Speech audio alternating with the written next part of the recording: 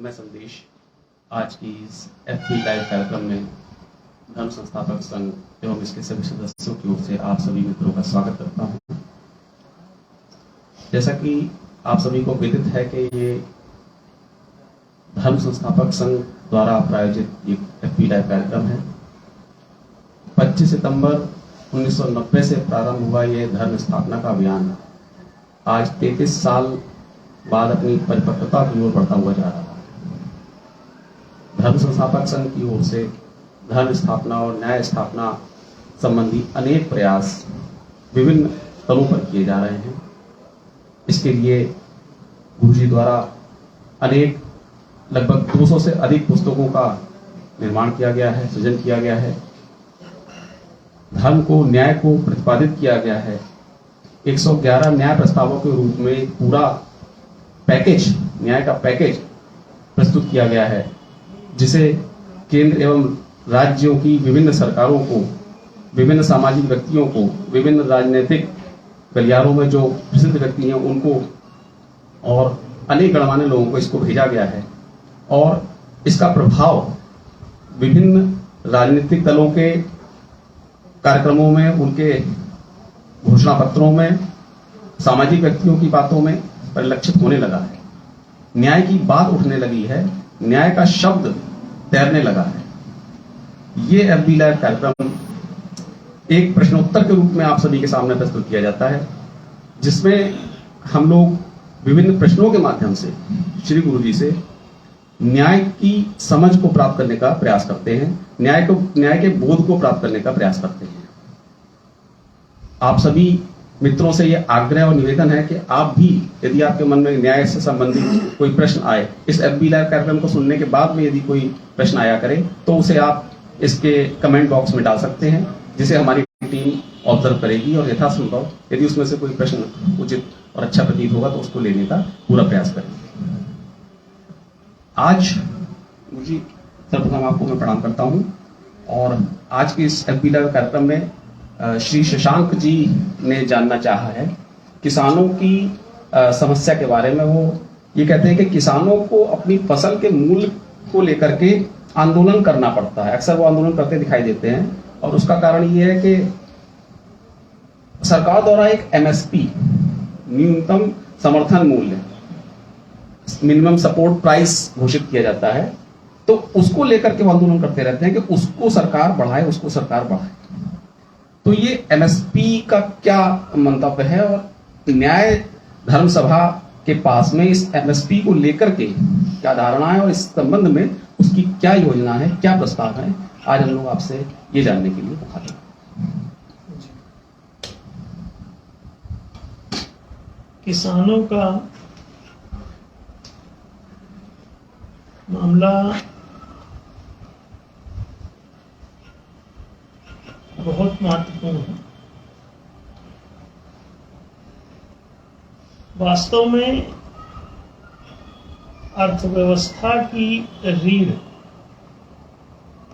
या ये कहें कि उसकी नींव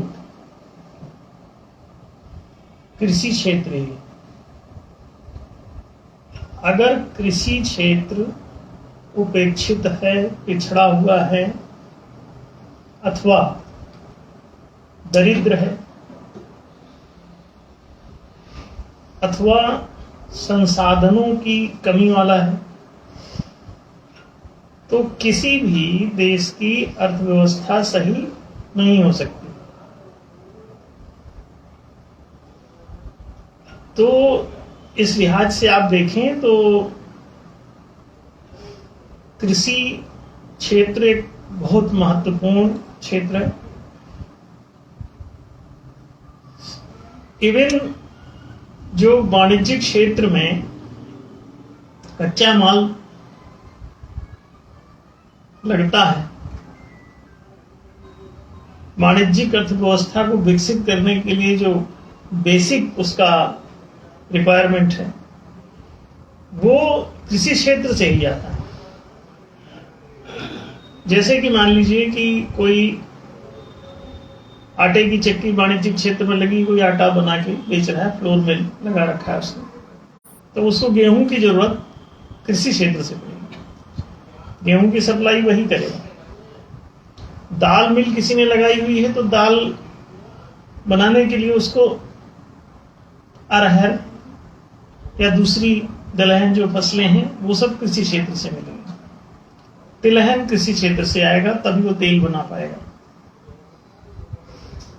धान कृषि क्षेत्र से आएगा तभी राइस मिल चलेगी वाणिज्यिक क्षेत्र में।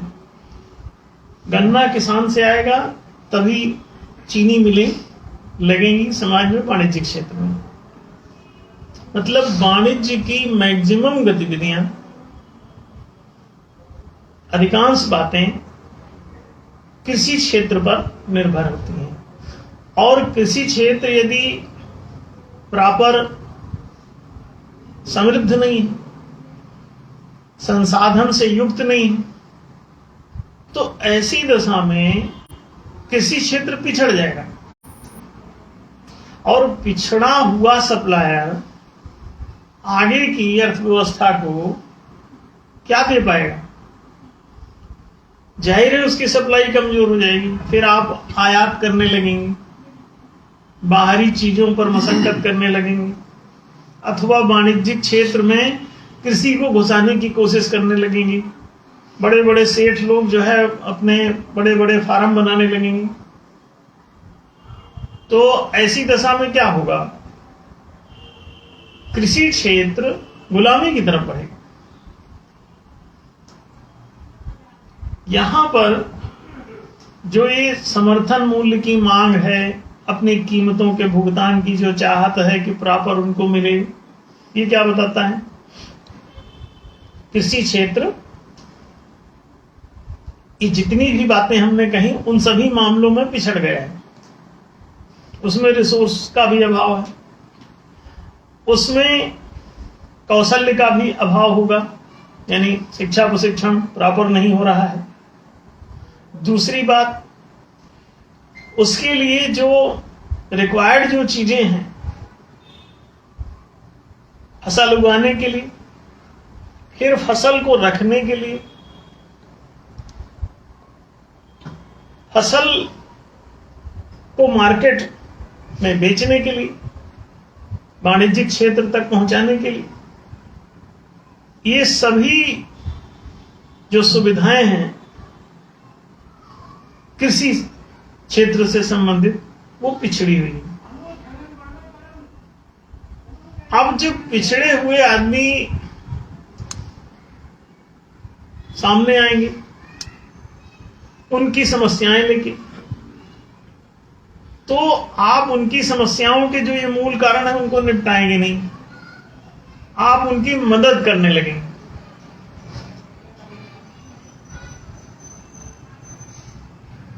आप उसकी मदद करने लगेंगे। जैसे कि एक आदमी के पास कपड़े नहीं है, उसको ठंड लग रही है, तो आप कहते हैं कि इसके लिए अलाव जला दो, हाथ सेंक ले, पैर सेंक ले, ठंड इसकी कम हो जाए। भाई उसकी वो मौलिक समस्या दूसरी है। और कपड़े नहीं हैं तो अलाव थोड़ी देर बाद बुझ जाएगा, और ठंड तो परमानेंट। फिर क्या वो आग लेके घूमेगा सब जगह? संभव नहीं। तो अच्छे वस्त्र, उसको गर्म कपड़े जो मिलने चाहिए वो नहीं है उसके पास। एक आदमी को मलेरिया का बुखार चढ़ा है, उस वजह से उसका टेम्परेचर बढ़ा हुआ है। आप टेम्परेचर उतारने के लिए पानी की पट्टी रख रहे हैं, बर्फ रख रहे हैं माथे पे, टेम्परेचर उतार रहे हैं आप। मलेरिया की दवा नहीं दे रहे हैं, उसे आप पानी की, ठंडे पानी की पट्टी दे रहे हैं। कितनी देर तक ठंडा पानी जो है उसको बुखार उतारते रहेगा? मलेरिया तो अंदर है, फिर से चढ़ा देगा फीवर को, उसके कीटाणु अंदर है। मलेरिया के अगर उसके जीवाणु, कीटाणु, विषाणु सब भीतर घुसे हुए हैं तो उनकी दवा करनी पड़ेगी, उनकी चिकित्सा करनी पड़ेगी। किसानों को उनकी जो मौलिक समस्या ये है कि वो खुद अपना सामान अपना मार्केट में खुद क्यों नहीं बेचते? सरकार मतलब खरीद के क्या करेगी? अनाज सरकार खरीद के क्या करेगी? समर्थन मूल्य का मतलब समझिए क्या होता है। समर्थन मूल्य सरकार का अभिप्राय ये होता है कि उस मूल्य पर सरकार खरीदेगी। अब सरकार जो है वो हजारों करोड़ लाखों करोड़ रुपए खर्च करके सब अनाज इकट्ठा लेके रख लेगी। अब वो सरकार ने उसको खरीद के उधर रख दिया, सरकारी पैसा भी अधिकांश डूब जाता है, क्योंकि वो अक्सर करके फसलें सड़ने लगती। स्टोर करके आपने रख दिया, इतना रखोगे कहां? अब सरकार के उसमें लाखों करोड़ रुपयों का नुकसान हो सकता है, हो रहा है। गेहूं खरीद के रख दिया गया, वो सब सड़ रहा है, बरसात हो गई, ऊपर से बोरे सड़ गए, वो सब बिखर रहा है, उगा जा रहा है, काला पड़ गया, बाजार में उसका मूल्य शून्य हो गया। 10-15 पैसे किलो के भाव से फिर आप किसी को बेचेंगे, शराब की फैक्ट्रियों को। उनको 20 रुपए किलो गेहूं के बजाय उनको 1-2 रुपए या कुछ पैसे किलो की दर से वो मिल जाएगा। वो भी चाहते हैं कि अच्छा है, सड़ जाए। तो चारों तरफ बड़ा आदमी टू बड़ा आदमी का खेल चल रहा होता है, और ये किसान जो है वो छोटा आदमी बना बैठा रहता है। उसकी मूल समस्या ये है कि वो अपना माल उगाता है तो अपना बाजार उसके लिए होना चाहिए। बाजार की व्यवस्था प्रत्येक ग्राम पंचायत में होनी चाहिए थी। ग्राम बाजार, न्यायशील बाजार प्रक्रिया होनी चाहिए। न्यायशील बाजार प्रक्रिया उसे कहते हैं जिसमें ओपन मार्केट सेलिंग की अनुमति होती है कि जिसको जिस मूल्य पे जैसा खरीदना बेचना है बेचो, खरीदो। सरकार को इस बात से कोई मतलब नहीं होना चाहिए। सरकार जो समर्थन मूल्य जारी करती है, इसका मतलब सिर्फ इतना है कि सरकार उस मूल्य पर खरीद रही होती है। अगर बाजार में उतना मूल्य पहले से ही मिल रहा होता तो सरकार के समर्थन मूल्य अथवा सरकार की खरीदी की जरूरत क्यों होती? सरकार के पास कोई बेचने जाता क्यों? जैसे मान लीजिए सरकार ने कहा कि 18 रुपए केजी गेहूं खरीदेगी, तो 18 रुपए किलो के भाव से यदि सरकार खरीदने वाली है और बाजार में पहले ही ओपन मार्केट में 20 रुपए बिक रहा हो, तो सरकार के समर्थन मूल्य का क्या वजूद रह जाएगा, क्या महत्व रह जाएगा? अर्थात कुछ नहीं। तो समर्थन मूल्य का नाटक क्यों आया ये बताओ? इसका मतलब इतना ही है कि बाजार में सेल उस समय बढ़ जाती है, बहुत ज्यादा मात्रा में माल उतर जाता है, अधिक सेल के लिए मटेरियल उपलब्ध, पूर्ति बढ़ गई है और खरीदारी कम है। जब सेल करने वाले अधिक हों और परचेज करने वाले कम हों, तो बाजार में डिमांड और सप्लाई जो है वो असंतुलित हो जाएगी। सप्लायर, अब गेहूं की फसल कटी, सारे किसान लेके एक साथ पहुंच गए बाजार, अब क्या होगा? रेट गिर जाएंगे, क्योंकि खरीदार मिलेगा नहीं वहां। खरीदार तो उतने ही रहते हैं हमेशा, तो कैसे बिकेगा? कम रेट पर बेचना पड़ेगा या फेंकना पड़ेगा। इसलिए सरकार आ जाती है कि बाजार में चूंकि अब 10-12 रुपए किलो भी नहीं बिक रहा, तो अब हम 18 रुपए में खरीद लेंगे, इधर जमा करो। तो सरकार बीच में बन गई खरीदार, बनिया बन गई, वाणिज्यिक धर्म अपने नाम पे ले लिया। अब कहते हैं कि जिसका काम उसी को साजे और करे तो डंडा बाजे। एक कहावत है कि एक बार एक जो है, कहते हैं कुत्ता था किसी के पास, और वो धोबी था, उसके पास एक गधा भी था जिसपे वो कपड़े लाद के और नाता ले जाता था। तो कहते हैं कि एक रात धोबी के यहां चोर घुस आया तो गधा और कुत्ता दोनों ने देख लिया। कुत्ते ने कहा कि भाई मैं तो नहीं भौंकता, आज दिन में रोटी कम दिया है। तो कुत्ते ने कहा कि चूंकि रोटी मुझे ठीक से दी नहीं है तो आज मैं नहीं भौंकूंगा। गधे ने कहा तू गद्दार, रोज खाना खाता है और आज जब चोर आया है तो तू बातें बना रहा है, अरे जल्दी भौंक नहीं तो मालिक लुट जाएगा। तो कुत्ते ने कहा कि तू ही भौंक ले, तुझे ज्यादा फिक्र पड़ी। गधे ने कहा देखिए तेरा काम है और तू ही भौंक। उसने कहा ना मेरा तो आज मूड ठीक नहीं। तो उसने देखा कि मालिक तो लुट जाएगा तो करुणा, बस गधे में करुणा जाग गई। उसने कहा कि मैं ही भौंक देता हूं। तो कहते हैं कि अब भौंकेगा कैसे वो तो चींको चींको चींको। उसने रात को चिल्लाना शुरू कर दिया। अच्छा, मालिक की नींद टूट गई, उठ के बाहर आया। उसने देखा कि क्या बात है, दिन को ढंग से ये काम नहीं करता गधा और रात को सोने नहीं देता, मूड खराब कर। उठाया डंडा, 20 डंडे उसने गधे को जड़े। नींद खराब करता है, चुपचाप नहीं बैठता। अच्छा, हुआ यूं कि जब वो चींको चींको किया, मालिक जाग गया तो दरवाजा खुला, आवाजें सुन के चोर भाग गया। मालिक बाहर निकला तो वहां कोई था ही नहीं, चोर तो भाग चुका था उसके चींकों के चक्कर में। तो उसने देखा कि कोई नहीं है तो ये अनावश्यक ही मुझे परेशान कर रहा है। उसने उसको कूट दिया गधे को। गधा पिट गया, मुंह लटकाए बैठा था, ऐसे खड़ा था वहीं पर। कुत्ता उसे ऐसे देख रहा था घूरता हुआ। मालिक अंदर जाके फिर सो गया। कुत्ते ने इधर उससे गधे से पूछा कैसी रही।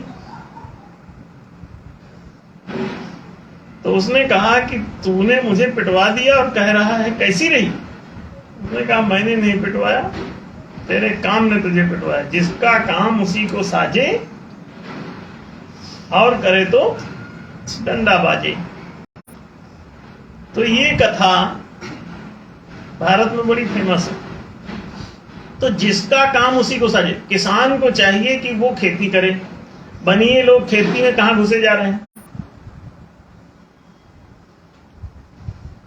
बनियों को चाहिए कि परचेज करें बाजार में जाके, तो सरकार घुसी आ रही है समर्थन मूल्य लिए, बनियों को नहीं खरीदने दे रही।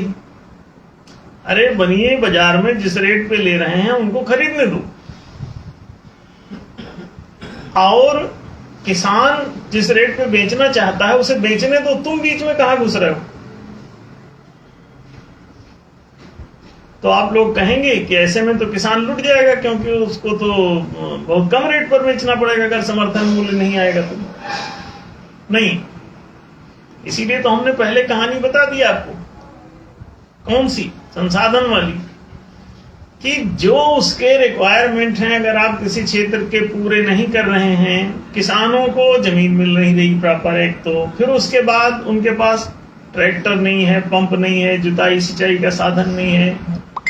फिर उसके बाद अगर फसल जैसे तैसे हो गई तो रखने के लिए भंडारण नहीं, रखता है तो सड़ने लगता है, तो जल्दी बेचना पड़ता है। अब आप सोचिए, लोकल बाजार नहीं, कहां जाए। ग्राम पंचायत में मार्केट ही नहीं। मार्केट अगर खुल भी जाए तो ग्राहक नहीं मिलेगा, क्योंकि ग्राम पंचायत में क्रय शक्ति ही नहीं है। वहां के लोग आर्थिक रूप से पिछड़े हुए हैं, क्योंकि सरकार जितने वहां पर सरकारी कर्मचारियों की प्रति ग्राम पंचायत आधार पर नियुक्ति नहीं की हुई है। समझिए, समर्थन मूल्य आप लाखों करोड़ रुपए बर्बाद करेंगे और वहां पे आप 10 कर्मचारी पोस्टिंग देने के लिए तैयार नहीं। प्रत्येक ग्राम पंचायत में आप स्कूल खोलें, प्रत्येक ग्राम पंचायत में एक बैंक खोलें, प्रत्येक ग्राम पंचायत में आरबीआई की एक शाखा खुले बैंक की, प्रत्येक ग्राम पंचायत में एक हॉस्पिटल खुले, प्रत्येक ग्राम पंचायत में एक कृषि सेवा केंद्र खुले, प्रत्येक ग्राम पंचायत में एक प्रशासनिक कार्यालय खुले, प्रत्येक ग्राम पंचायत में एक पुलिस थाना खुले, प्रत्येक ग्राम पंचायत में एक ग्राम की संसद खुले, प्रत्येक ग्राम पंचायत में एक ग्राम न्यायालय खुले, सैकड़ों कर्मचारी वहां हो जाएंगे। और औसत अगर 50,000 रुपए सैलरी मानिए सरकारी कर्मचारियों की, तो वहां लोकल स्तर पर जरा 100 से 50,000 में गुणा करिए और उसकी क्रय शक्ति मार्केट की निकाल लीजिए और इसको 10 से फिर और गुणा कर दीजिए, 10 टाइम्स। वो वेलोसिटी ऑफ करेंसी का एक सिद्धांत है मार्केट में, एक ही टाइम में वो 10 बार एक उसी बार बार सामान उसी नोट से खरीदा जाता है, उसी पैसे से खरीदा जाता है। तो आप समझ सकते हैं कि वही रुपया वो पहले एक जगह पेन खरीदा, दूसरी जगह जाके वो प्याज खरीदा, तीसरी जगह आलू खरीदा, चौथी जगह जाके वो कागज खरीद रहा, 5वीं जगह जाके वो चाट पकौड़े खा रहा है, 6वीं जगह जाके हेयर कटिंग का पैसा चुका, वही वाला पैसा गोल गोल घूम रहा मार्केट। तो एटलीस्ट 10 टाइम्स मोर ये ओके बाजार में उतने बार अधिक खरीदी। तो जो परचेजिंग पावर है वो 10 से और गुणा करो, तो 100 गुणे 50,000 और गुणे 10। अब प्रत्येक माह की ये निकाल लीजिए और फिर इसको 12 से गुणा करिए, क्योंकि हर महीने, तो 12 से फिर गुणा करिए। अब आप टोटल जब देखेंगे तो पता चला ये भैया कह रहे हैं 6 करोड़ हो गए। तो अब 6 करोड़ में अगर प्रत्येक ग्राम पंचायत में माल बिक रहा हो तो किस किसान का माल सड़ेगा भाई? आलू भी बिक जाएगा, टमाटर भी बिक जाएगा, बैगन भी बिक जाएगा, प्याज भी बिक जाएगी, धनिया पत्ती मिर्ची तक बिक जाएगी भाई, सब बिकेगी वहां। यहां तक कि गेहूं चावल हर गन्ना सन्ना सब बिक जाएगा, सब खा पी के खत्म कर देंगे लोकल लोग, चिंता मत करिए। वो तो पैसा नहीं है, कौन नहीं चाहता अपना टमाटर का तड़का मारना रोज डालने। टमाटर सड़ रहा है, लोग भूखों मर रहे हैं, टमाटर फेंका जा रहा है, लोग भूखों मर रहे हैं। आपको कुछ अजीब नहीं लगता? किसान को आपने प्रत्येक ग्राम पंचायत में एक भंडारण केंद्र खोलिए भैया। आप जो पैसा उनका समर्थन मूल्य में लाखों करोड़ रुपए गला रहे हैं हर साल, प्रत्येक ग्राम पंचायत में एक भंडारण केंद्र खोल दीजिए, उसमें रखने की सुविधा दे दीजिए। औषधीय नियंत्रण सरकार कर सकती है, छिड़काव करा सकती है, उसको सुरक्षित रख सकती है। वहां से फिर उनको जब बेचना हो तो वो बेचें। मार्केट में जब पैसा उचित मिलेगा तो वहां से निकाल के वो 4 बोरा अपना बेच देगा किसान। आप एक ही बार में जब सारा फसल लेके सारे किसान खड़े हो जाओगे तो 2 रुपए किलो भी नहीं बिकेगा, 20 रुपए वाला फेंकना पड़ेगा। कितना आलू के ट्राली की ट्राली बाहर सड़कों के किनारे, टमाटर की सब सड़कों के किनारे उतारते हैं। क्यों? ग्राम पंचायत में उद्यम नहीं लगा है, वाणिज्यिक उद्यम वहां है, किसी ग्राम पंचायत में नहीं, कोई वाणिज्यिक उद्यम। चल के देख लीजिए, 2.5 लाख ग्राम पंचायतें भारत में, और अधिकांश ग्राम पंचायत का हम दावे से कहते हैं कि वहां पे जितनी बातें हमने कही, ना वहां भंडारण होगा, ना वहां ग्राम का स्कूल होगा, ना वहां ग्राम पंचायत का कोई संसद होगा, ना ग्राम पंचायत का वहां न्यायालय होगा, ना ग्राम पंचायत का बैंक होगा, ना ग्राम पंचायत का थाना होगा, ना ग्राम पंचायत का वहां पोस्ट ऑफिस होगा, ना ग्राम पंचायत का वहां पे कोई कृषि केंद्र होगा, कुछ भी नहीं है, ना सरकारी कर्मचारी। अब आप सोच के देखिए, अब इतनी कठिनाई अगर है तो किसान अपना सामान कहां बेचेगा? ख्याल कीजिए, अगर वहां प्रत्येक ग्राम पंचायत में एक कृषि भंडारण केंद्र, कृषि उपज भंडार प्रत्येक ग्राम पंचायत में यदि सरकारी तल पर खोल दिया गया होता तो उसमें लोग रख लिया करते। सरकार समर्थन मूल्य क्यों दे रही? खरीद के जो पैसा खराब कर रहे हो उसी पैसे से वहां कृषि भंडारण की व्यवस्था दे दो। जिनके पास जमीन नहीं उनको जमीन दे दो, जिनके पास पंप नहीं उनका पंप लगवा दो उसी पैसे से। लेकिन आप वो काम नहीं कर, मलेरिया की दवा नहीं देंगे, आप क्या करेंगे? टेम्परेचर उतारने की ठंडी पट्टी देंगे उसको। उतार लो, वो थोड़ी देर बाद फिर मलेरिया चढ़ा देगा उसको, फीवर। मलेरिया अंदर है तो वो तो बार बार बुखार चढ़ा देगा, आप कितने बार उतारो, कोई लाभ नहीं होगा उससे। आपको बेसिक जो समस्या है, उसकी जो जड़ है, उसको उखाड़ना पड़ेगा, समस्या की जड़ को उखाड़ना पड़ेगा, नहीं तो समस्या का पेड़ खड़ा ही रहेगा। ऊपर से आप पत्ते को उतर रहे हैं, समर्थन मूल्य की कैंची लेके। समर्थन मूल्य से क्या हो सकता है आप 18 रुपए में खरीदें, हो सकता है 36 रुपए में उसका बिक जाए। आप भंडारण केंद्र दीजिए, वो 36 में भी बिकेगा, हमारा दावा है। हर समय अलग अलग टाइम पे उसको जब इच्छा होगी, जब जरूरत होगी तो उतना बेचेगा, बाकी रखा रहने देगा। और वहां पे आप इतना टैक्स लेते हैं, भंडार सेवा वहां खोल दीजिए, एक भंडारी बना दीजिए, उसको चाबी दे दीजिए, वो देख रेख करेगा, मशीनें लगवा दीजिए, ठीक ठाक सब चलता रहेगा और सब सुरक्षित रहेगा। दवा ववा का छिड़काव करवा दीजिए और एक निश्चित लिमिट तक आप सबको रखने की अनुमति दीजिए। उससे ऊपर ज्यादा कोई उपयोग करना चाहता है तो चाहे आप वहां पे प्रति केजी या प्रति कुंतल वहां कोई दर से आप कोई शुल्क लगा लीजिए, एक्स्ट्रा वाले पर एक समुचित लिमिट तक सबको निःशुल्क कर दीजिए, सब लोग उपयोग कर पाएंगे, इसमें कोई तकलीफ नहीं।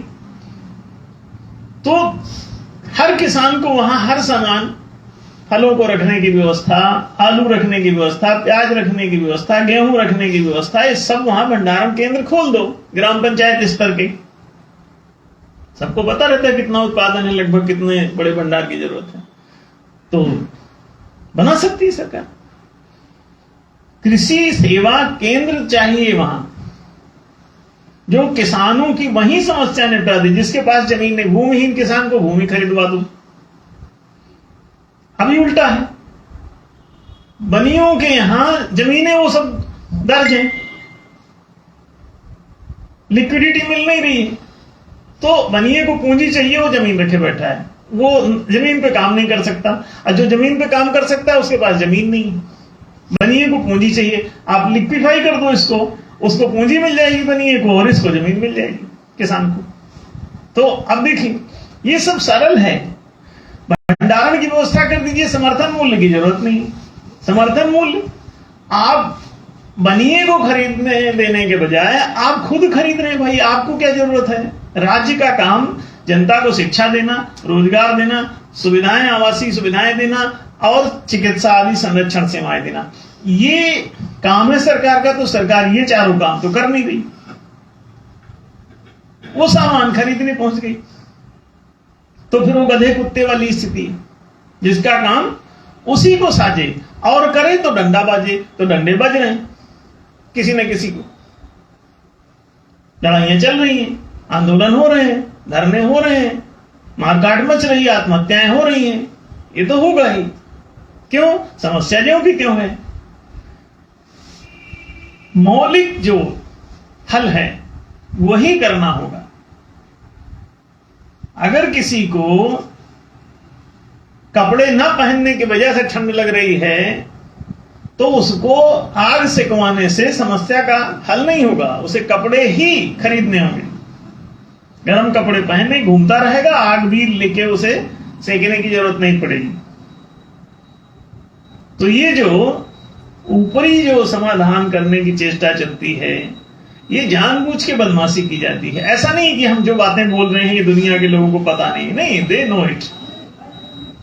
जानबूझ करके वो समस्या को बनाए रखते हैं। उनको पता है कि अगर भंडारण केंद्र खोल देंगे तो किसान अपने आप ही उचित समय पर बेच लेगा। क्या जरूरत है उसको उसी समय बेचने की जब रेट गिरे हुए? फसल के टाइम पे हर चीज के रेट गिरे रहते हैं। अब 2-4 महीने बाद वो रेट ऊंचे हो जाते हैं, लेकिन वो रख नहीं पाता उतनी देर तक, तो मजबूरी में उसको बेचना पड़ता है। रखने की सुविधा नहीं। ग्राम पंचायत में उद्यम नहीं है कि गन्ना हो गया है तो तुरंत वहां दे आए और उद्यम से वहीं चीनी तुरंत बना ले लोग।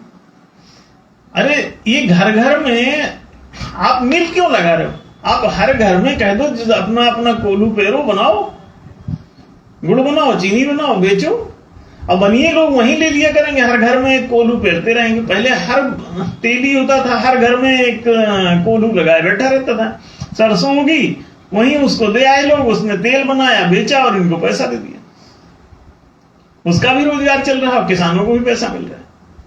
अब आपने बड़ा सा एक पूंजीपति, एक सेठ का वो बना दिया, अब उसका पता चला 100 किलोमीटर दूर, 500 किलोमीटर दूर फैक्ट्री लगाए गन्ने की बैठा है। अब आप ले जाइए, वहां लदाई ढुलाई में ही उनका पसीना छूट जाता है। ग्राम पंचायत में ही सब होना चाहिए, वहीं पर प्रोसेसिंग यूनिट होना चाहिए, कमर्शियल जो उद्यम है वहीं लगना चाहिए, तो ये अपने आप सही हो जाएगा। शायद आप लोग समझ रहे होंगे कि समस्या कुछ और है और समाधान कुछ और किया जा रहा है समर्थन मूल्य के रूप में, इसलिए वो कभी हल नहीं होगा। और समर्थन मूल्य एक फ्रॉड है, धोखा है, उसके चक्कर में ना पड़े किसान लोग, अपने लिए उचित व्यवस्था की मांग करें ताकि उसकी प्रॉपर उनकी आर्थिक समृद्धि हो सके और वो सुंदर जीवन जी सके। किसान सरकारी समर्थन मूल्य की भीख मांग करके आप तरक्की नहीं कर सकेंगे कभी। और हमेशा ध्यान रखो कि ये जो भीख भी दी जाती है उसके लुटेरे होते हैं, वो ऊपर आम किसान जो 95% उसको नहीं मिलता समर्थन मूल्य का लाभ। समर्थन मूल्य वही जो जमींदार टाइप के लोग हैं उन्हीं को मिलता है। आंकड़ा निकाल लिया गया है, 6% से ज्यादा नहीं गया। उसके जो हितग्राही लाभ उठाने वाले हैं उसके वो 6% ही है, निकल आया आंकड़ा। तो इसलिए आम किसान से कोई मतलब 5% के बीच में ही वो सब पैसे का खेल चलता है। तो सावधान रहें, इस तरह की भ्रमवादी जो कार्य योजनाएं हैं उनसे हमेशा सावधान रहें। तो स्पष्ट हुई होगी बात जी। धन्यवाद गुरु जी। तो हम लोग गुरु जी ये कह सकते हैं कि न्यूनतम समर्थन मूल्य की आवश्यकता नहीं है, बल्कि न्यायोचित मूल्यों, न्यायोचित संसाधनों की व्यवस्था उचित है। किसी क्षेत्र में भूमिहीन किसानों को भूमि की, कृषि सेवा केंद्र की, उनको सिंचाई की, प्रॉपर भंडारण की, इन सेवाओं की आवश्यकता है, स्थानीय बाजार और स्थानीय बाजार। तो आप सभी मित्रों से इस निवेदन और आग्रह के साथ कि इस शिक्षापद कार्यक्रम में सहभागी बने, इस कार्यक्रम को, इस FB लाइव प्रोग्राम को अधिक से अधिक शेयर करने का प्रयास करें, अधिक से अधिक लोगों तक पहुंचाने का प्रयास करें, इसकी चर्चाओं में भाग लें और जितना हो सके, जितना ज्यादा हो सके हम इसे लोगों तक पहुंचा सकेंगे, तभी इस कार्यक्रम का अधिक से अधिक लाभ प्राप्त किया जा सकता है। इसी निवेदन के साथ मैं संदेश आप सभी से विदा लेता हूं। धन्यवाद, नमस्कार।